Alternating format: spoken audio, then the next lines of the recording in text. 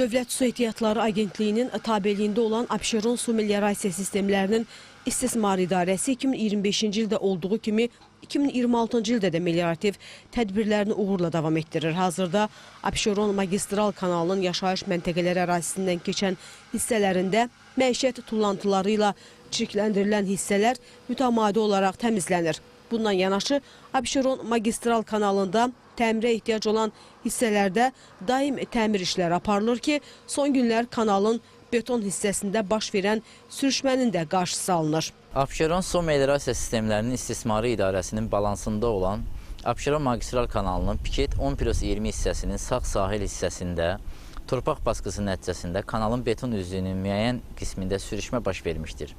Hal-hazırda cari təmir işlərinə başlanılmışdır və suvarma mövsümü başlayanadək bu işlərin yekunlaşdırılması nəzərdə tutulmuşdur. İdarə tərəfindən Abşeron magistral kanalında mexanizmlərlə lildən təmizlənmə işləri yerinə yetirilib. Bundan başqa qol kanallarda əl ilə lildən təmizləmə və dırmıqla otlardan təmizləmə işləri də həyata keçirilib. Bununla da su itkisinin qarşısı alınıb, suyun maneəsiz axını təmin olunub.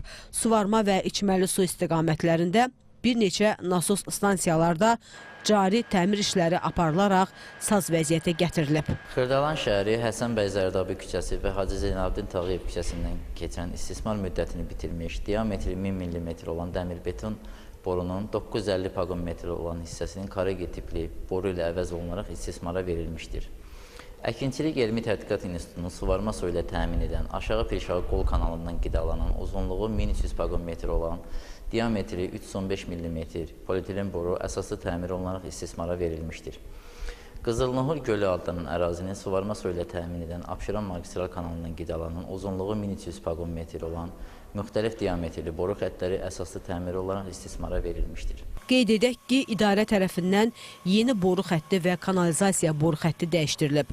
Bununla da Abşeron rayonunun əksər ərazilərində, o cümlədən Xırdalan şəhərinin 24 saat fasiləsiz su ilə təmin olunmasına nail olunub. Bundan başqa nasos stansiya binaları, hidrotexniki qurğular, mülki və istehsalat binaları, müxtəlif diametrli boru kəmərləri, qol kanalları cari təmir olunaraq yenidən istifadəyə verilib.